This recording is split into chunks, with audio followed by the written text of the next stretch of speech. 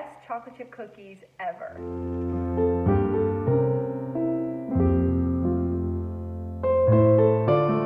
So I have been a failed cookie baker for quite a while now. For some reason my cookies end up being flat as pancakes, and the chocolate chips look like mountains in the cookies. I mean, that's how flat they are. So being dairy-free, like I'm always testing different margarines, different shortenings, like what's the best thing to get the best cookie. And I eventually went back to a recipe from my college days. I lived in a co-ed dorm in college, and we had a ton of football players and athletes and hungry guys that lived there. And my friend Ellen came up with this recipe. And we used to call them bucket cookies because we actually made double batch, and it made so much dough that we made it in this bucket that she had bought, and the guys had to do the stirring because there was so much dough, and that was what they had to pay. They had to do all the mixing for us. So since this recipe was formulated by hand, like mixing by hand, I don't ever use a mixer for this recipe. I don't know if that's part of my problem. I overmixed the dough, and so it got too soupy. I don't know. But this is a fail-proof cookie recipe. I'm going to show you exactly how I do it, which includes mixing by hand. If you're feeling adventurous, go ahead and try your mixer. I use my mixer for everything else, but this cookie recipe, stir it by hand.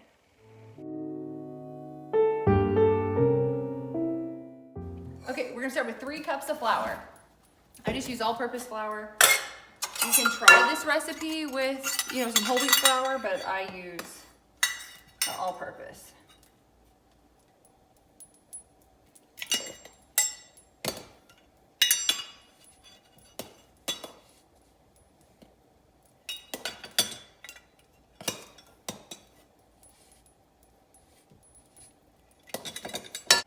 Okay, add 1 teaspoon salt.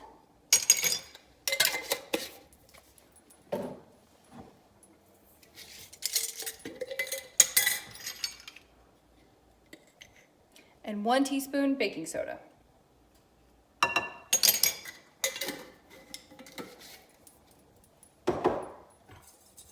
Mix that all together in a medium bowl.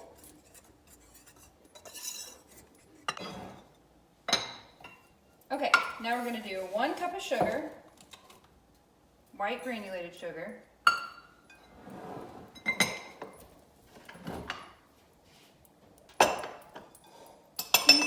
1 cup of packed light brown sugar,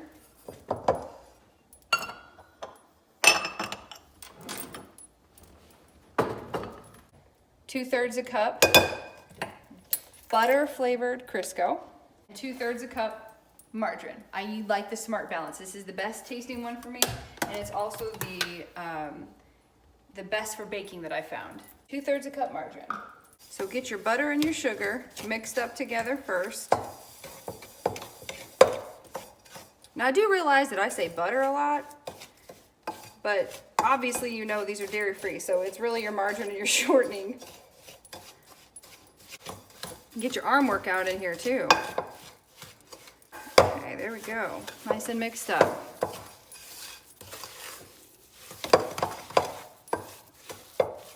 Okay, now we're gonna add 2 teaspoons of vanilla.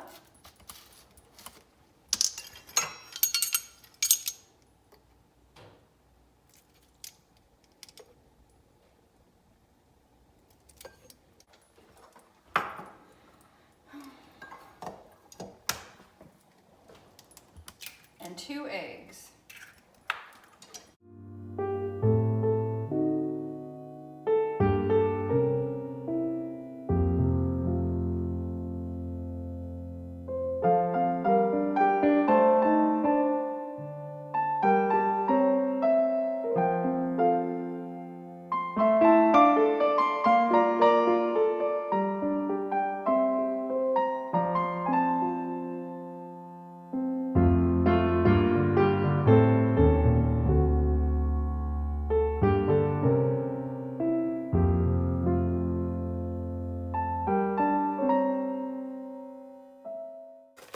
Okay, now we're ready to add our dry ingredients. Now, I add the dry ingredients a third at a time. So I just take a cup, kind of sprinkle it in, and get it incorporated.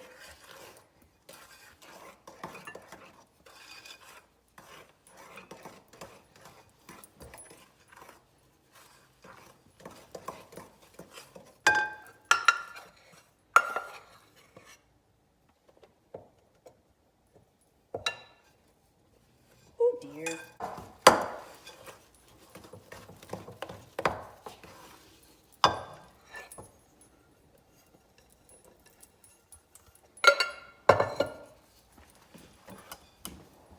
Okay, and then just mix until it's well incorporated, but don't overmix it.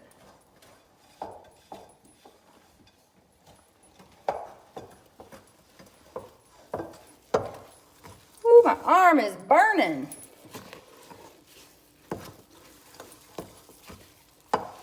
Okay, now for the good part.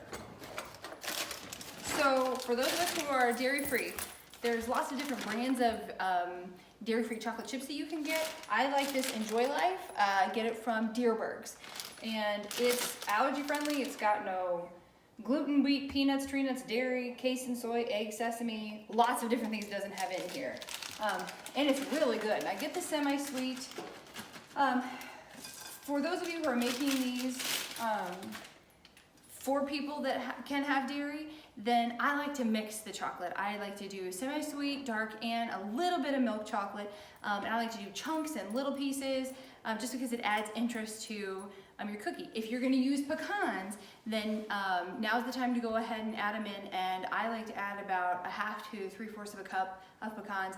But I do half the dough and I bake it with no pecans for those who don't like nuts, and then I do the last half with nuts. Okay, get the chocolate all stirred in, and then we are ready to go.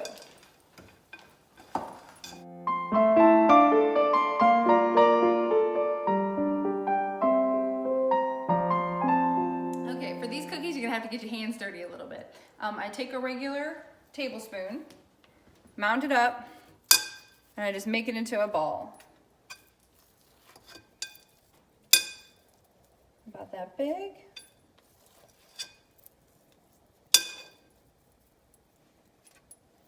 So obviously, our co-ed dorm was a very popular place with batches of these cookies rolling out all the time.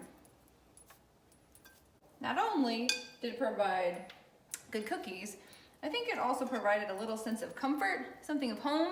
Like nothing's more homey than your mom's homemade cookies. So I think it also provided a little bit of home when you're away at college. Okay, so I'm gonna put the cookies in the oven at 400 degrees for 10 minutes, and then I put the dough in the refrigerator between the batches because I don't want the dough to get too hot. You know, it just holds together a little bit better if it's cool. So let's throw them in the oven and see what happens.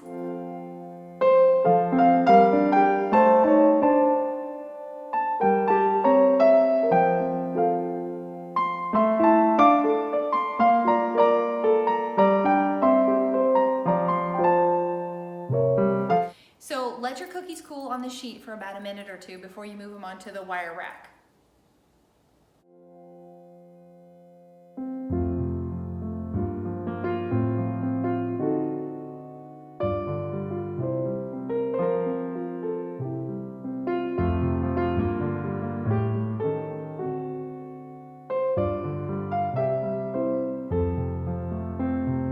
So when I finally found this recipe again and made these cookies, I sent a picture to my family and said, look at these cookies I made all by myself.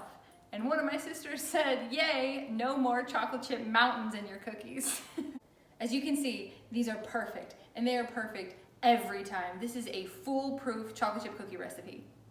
These are ooey gooey delicious. Oh man. These are excellent. Excellent cookies. Go out and make some today. Thanks for stopping by. If you like these videos, please click subscribe. Chocolate in my teeth. Huh?